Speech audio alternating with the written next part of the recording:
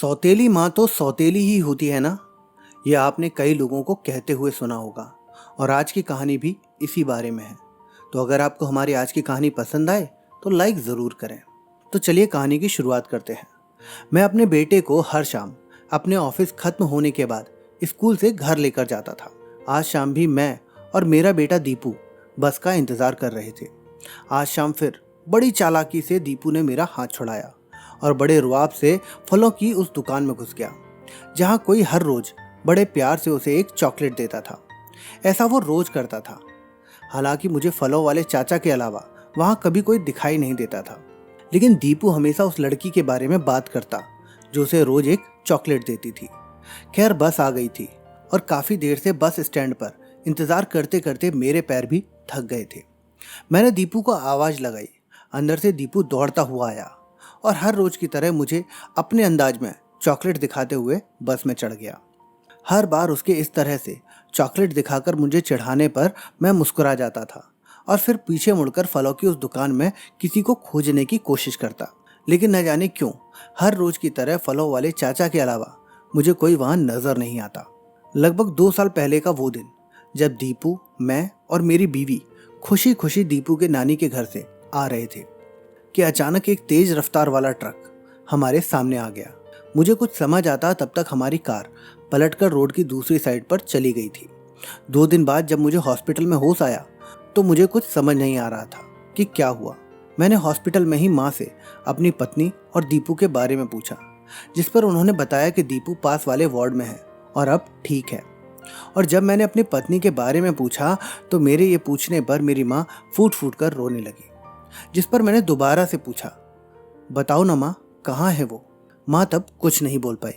मुझे आज भी दीपू की माँ की बहुत याद आती है और उसके साथ बिताए हर पल याद आते हैं। कितना बदनसीब हूँ मैं, आखिरी बार अपनी बीवी को देख भी नहीं पाया। ये बात सोचकर मैं अब फूट फूट कर रोने लगा। तभी दीपू की आवाज़ से मेरा ध्यान टूटा। दीपू ने मेरी तरफ चॉकलेट बढ़ाते हुए कहा, पापा, चॉकलेट आंटी ने कहा है कि पापा को भी खिलाना। जिस पर मैं अपने आंसू पोंछता हुआ बस मुस्कुरा दिया। जिसके बाद हम दोनों बस में बैठकर घर की तरफ चल दिए। आज जब मैं घर आया तो माँ फिर से मुंह फुलाकर बैठी थी। मैंने माँ से उनकी नाराजगी का कारण पूछा तो उन्होंने मुझसे कहा, अपने लिए ना सही कम से कम दीपू के लिए ही शादी कर लो। जिस पर मैंने ये कहकर बात टाल दी कि माँ, दीपू को संभालने के लिए आप सब हो ना, फिर दूसरी शादी की क्या ज़रूरत। वैसे दीपू के लिए माँ की ज़रूरत मुझे भी लगती थी, पर मैं हमेशा यही सोचता था कि क्या कोई दीपू को उतना प्यार दे पाएगा। आखिर सौतेली माँ तो सौतेली माँ ही होती है ना। खैर, माँ की बातें सुनते सुनते हमने बैठकर खाना खाया। अगले दिन दीपू को स्कूल छोड़कर जब मैं ऑफिस आया तो बारिश शुरू हो गई थी। आज दिन भर बारिश हुई और शाम तक लगभग पूरे बाजार में पानी भर गया, इसलिए मेरा ऑफिस भी जल्दी बंद हो गया। जिसके बाद मैं बारिश के रुकने का इंतज़ार करने लगा। लेकिन बारिश बंद होने का इंतज़ार करते करते 1 घंटा हो गया, लेकिन बारिश नहीं रुकी। इसलिए मैंने आखिर में हार मानकर पास की एक दुकान से एक रेनकोट खरीदा और दीपू को लेने के लिए स्कूल की तरफ निकल गया। लेकिन रास्ते में पड़ने वाले नाले की वजह से आगे जाने का रास्ता बिल्कुल बंद था। मैंने दीपू के स्कूल में फ़ोन किया तो पता चला कि सारे बच्चे स्कूल से जा चुके हैं और दीपू भी उन्हीं के साथ स्कूल से निकल गया था। ये सुनकर मेरे हाथ पैर फूल गए। मैं सोचने लगा कि दीपू आखिर कहाँ गया होगा। थोड़ी देर इंतज़ार नहीं कर सकता था। अब मुझे दीपू की चिंता तो हो रही थी, लेकिन साथ ही उस पर गुस्सा भी आ रहा था। नाले में इतना पानी आ गया था कि सड़क पर चलना मुश्किल था। तभी मेरे मोबाइल पर एक अनजान नंबर से कॉल आया। मैंने रिसीव किया तो सामने से किसी लड़की की आवाज़ आई, दीपू दुकान पर आ गया है, आप चिंता मत कीजिएगा। जिस पर मैंने फ़ोन पर पूछा, कौन सी दुकान पर और आप कौन बोल रही हो? इस पर सामने से जवाब आया, चॉकलेट वाली आंटी, और कॉल कट हो गया। लेकिन मेरे दिमाग में अजीबोगरीब उथल पुथल मची हुई थी। मैं तो लेने ही जाने वाला था ना। आज थोड़ा लेट हो गया तो अकेले निकलने की क्या ज़रूरत थी? उसे कुछ हो जाता तो? एक के बाद एक मेरे मन में कई सवाल चल रहे थे, इसलिए मैं जल्दी जल्दी वहाँ पर पहुँच गया। आज भी दुकान पर फलों वाले चाचा ही खड़े थे, जहाँ पर जाकर मैंने आज पहली बार फलों वाले चाचा से बात की और उनसे पूछा, दीपू यहाँ है क्या चाचा? उन्होंने अंदर देखते हुए आवाज़ लगाई, नीतू, दीपू के पापा आए हैं, दीपू को भेजो। मेरी आवाज़ सुनकर अंदर से दीपू दौड़ता हुआ आया पता नहीं क्यों आज मुझे ऐसा लग रहा था जैसे मैं बरसों बाद दीपू से मिल रहा था। जिसके बाद मैंने दीपू को गोद में उठाते हुए बोला, बेटा अकेले आने की क्या ज़रूरत थी, मैं आ ही रहा था ना। तभी पीछे से आवाज़ आई, लीजिए आप भी सर पोंछ लीजिए, गीले बालों में सर्दी बड़ी जल्दी बैठती है। मैंने पीछे मुड़कर देखा तो घुंघराले बाल जैसे काले बादल जमीन पर उतर आए हों, आंखें जैसे कई रंग उतर आए हों, होठ जैसे गुलाब की पंखुड़ियां हों। पटियाला सूट में मैंने पहली बार दीपू की चॉकलेट वाली आंटी को देखा। हाथ में टॉवल लिए उसने फिर से कहा, सर पोंछ लीजिए, मैं चाय बना देती हूँ। तभी मेरे दिमाग में ये ख्याल आया कि दीपू की मम्मी भी तो मुझे यही कहती थी। हर बारिश में मुझे उसके साथ भीगना अच्छा लगता था, लेकिन वो सर्दी का बहाना बनाकर पहले तो टाल देती, लेकिन बाद में मुझे भीगता देख खुद भी आ जाती और कहती, आप कहें तो हम आग में कूद जाएं, ये तो सिर्फ बारिश है। और मैं मुस्कुरा कर कहता, जहाँ भी जाएंगे साथ जाएंगे। लेकिन जिंदगी के बीच सफ़र में ही वो मुझे अकेला छोड़कर चली गई। अगर दीपू ना होता तो मैं भी कब का उसके पास चला गया होता। सोचते सोचते मेरी आंखों में से आंसू आ गए।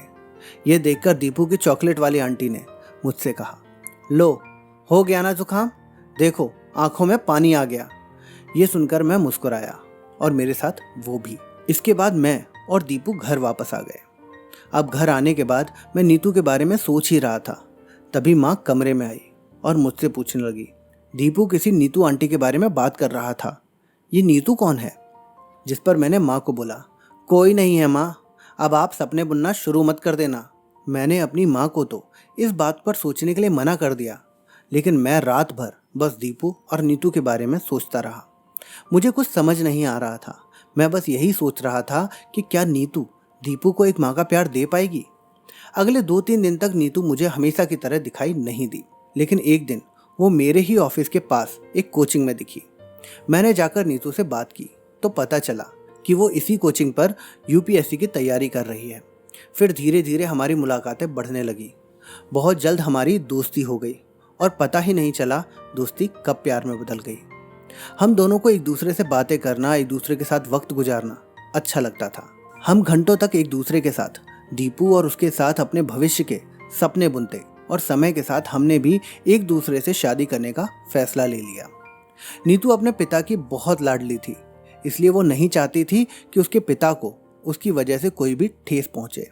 लिहाजा एक दिन नीतू ने मेरे बारे में अपने पिता से बात करने का फैसला किया। नीतू के पिताजी नहीं चाहते थे कि नीतू पहले से शादीशुदा किसी ऐसे इंसान से शादी करे जिसके साथ उसके 5 साल के बेटे की जिम्मेदारी हो।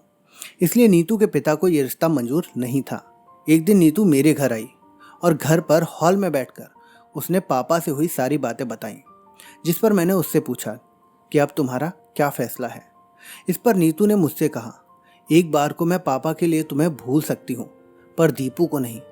अब वो मुझ में अपनी माँ को ढूंढता है और मैं उसके इस विश्वास को तोड़ना नहीं चाहती। ये सुनकर बगल में खड़ी मेरी माँ की आंखों में आंसू थे। इसलिए नहीं कि उन्हें एक बहू मिल गई थी, बल्कि इसलिए कि दीपू का हाथ थामे उसे नीतू में उनके पोते की माँ नजर आ रही थी।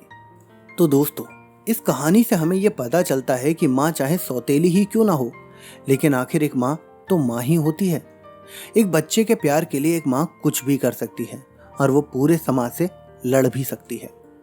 मैं उम्मीद करता हूँ कि आपको हमारा आज का सुविचार पसंद आया होगा, तो आप अपनी राय कमेंट बॉक्स में ज़रूर लिखें। वीडियो पसंद आई है तो वीडियो को लाइक करें, अपने दोस्तों के साथ शेयर करें। ऐसे ही और सुविचार सुनने के लिए आप हमारे चैनल सुविचार कहानियाँ को सब्सक्राइब ज़रूर कर लें। चलिए मिलते हैं आपसे अगले वीडियो में एक और नया सुविचार लेकर।